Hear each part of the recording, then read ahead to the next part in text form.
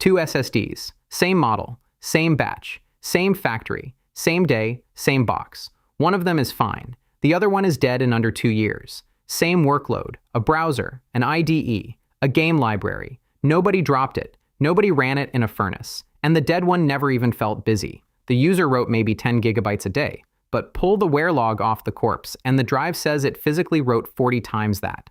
You saved a 4 kilobyte text file, and somewhere inside the silicon, that turned into 160 kilobytes of actual burning.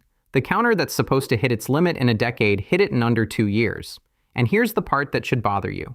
The obvious suspects are all innocent. It wasn't a bad brand. It wasn't a factory defect. It wasn't heat. The thing that killed it is a feature everybody turns on to protect the drive. Your operating system did this on purpose, thousands of times a second, in the name of keeping things tidy. The thing everyone installs to save the drive is quietly shredding it, and almost nobody is looking at the right villain. Let's get the internet's favorite advice out of the way first. Enable trim. Trim is good for your SSD. Trim keeps it fast and healthy. You've read it on every forum. You've read it in every setup guide. For years, this channel would have told you the same thing. And here's the uncomfortable truth. That advice is not wrong. That's what makes this so slippery. Trim by itself is genuinely good. When you delete a file, the operating system normally just forgets about it. It marks the space as free in its own little notebook and moves on. But the SSD doesn't get the memo. As far as the drive knows, that data is still precious. So it keeps dragging those dead bytes around during cleanup, forever, like a mover hauling boxes for a tenant who left months ago. Trim is the memo. It's the OS finally telling the drive, hey, this block is garbage, you can stop protecting it. And when the drive knows what's actually garbage, it does less pointless copying. Less copying means less wear. Full stop. On paper, trim reduces the damage. So if trim is the medicine, why are we standing over a body? Because between the medicine and the poison, there's a dose, and there's a schedule. And modern systems got greedy about both. The problem was never the memo. The problem is a machine that panics the instant a single byte goes stale and repaints the entire wall to deal with it. And to understand why that's lethal, you have to understand what these cells actually are and how little abuse they can physically take. Here's the thing nobody markets to you. Flash memory doesn't store electricity. It traps it. Every cell is a tiny cage with a wall around it, the tunnel oxide. To write a bit, the drive forces electrons through that wall and locks them inside. To erase it, it rips them back out. Program, erase, program, erase. And every single time it does that, the wall gets a little thinner, a little more scarred. This isn't a metaphor. It's physics. It's electrical abrasion. The oxide literally wears down, and one day it can't hold a charge at all. That cell is dead, not corrupted, gone. So how many times can that wall take it? Depends on how greedy the drive is with each cell. Old school flash stored 1 bit per cell and could survive on the order of 100,000 of these cycles. Then the industry got hungry. 2 bits per cell, 3 bits. The mainstream TLC drives in your machine right now live in the thousands of cycles, and it depends on the node. The old planar TLC was down near the low thousands, sometimes worse. Modern 3D TLC holds up better, further up that range. But either way, that's a steep drop from SLC, order of magnitude fewer cycles. And then the new high-density QLC and PLC drives, 4 and 5 bits crammed into the same physical cage, can be down in the low hundreds. A few hundred erases per cell, and the wall gives out. Read that again. We are stuffing more data into weaker cells and calling it progress. Now put the two facts together. You have cells that die after a few hundred erases, and you have an operating system whose reflex every time you touch a file is to trigger cleanup, real time, continuously. That's where write amplification comes in, and it's the number that actually kills drives. The write amplification factor is dead simple. How much the drive physically wrote, divided by how much you asked it to write. Ask for 1 megabyte, drive writes 1 megabyte. That's a factor of 1? Perfect. But ask for 1 megabyte and the drive mid-cleanup has to shuffle and rewrite 10 megabytes of neighbors to make room, that's a factor of 10. Your endurance just got divided by 10. And here's the trap. When you mount a drive with real-time discard, trimming on every single delete, synchronously, the instant it happens, you flood the controller with a storm of tiny, constant commands. Instead of one calm, batched cleanup, you get 1,000 nervous little interruptions, each one nudging the garbage collector to get up and reshuffle cells that were fine 30 seconds ago. On a dense QLC drive with a few hundred cycles to its name, that anxiety has a body count. So why would any operating system default to this? Why optimize for the thing that burns the drive? One word, speed, the number on the box.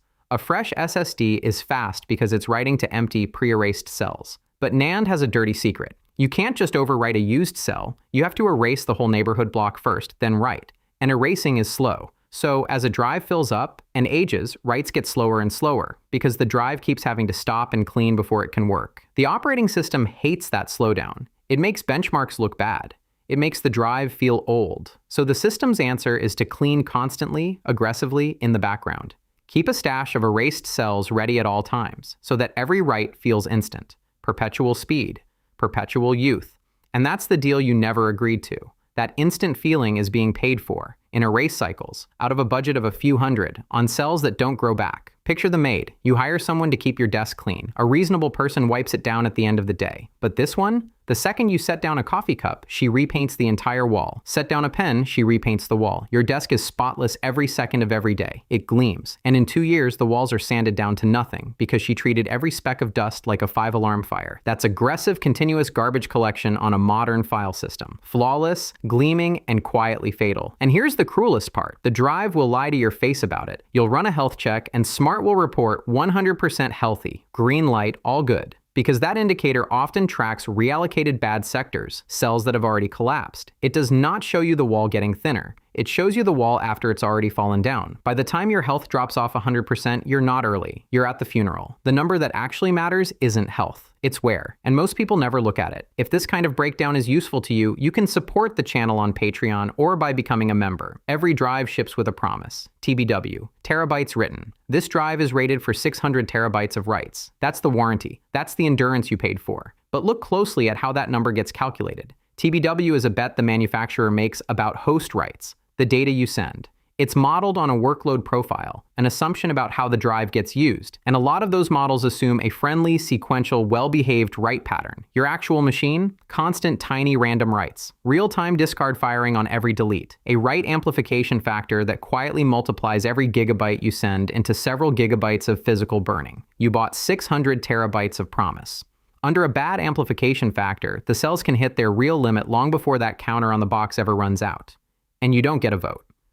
The garbage collection logic, the wear leveling, the exact moment the controller decides to reshuffle a block, all of it lives inside firmware you can't open, can't tune, can't even see. You get an on-off switch for trim and a prayer, which is a very convenient arrangement if you happen to sell replacement drives. A component that reliably tires out a season after the warranty lapses isn't a bug in the business model. It is the business model. Planned obsolescence doesn't need a conspiracy. It just needs a default setting that favors the demo over the decade, and an industry with no incentive to change it. So what do? Swap panic for a schedule. 3 moves. Move 1. Look at the real number. Stop trusting the green, healthy light. Read the wear directly. On Linux, pull the full Smart report.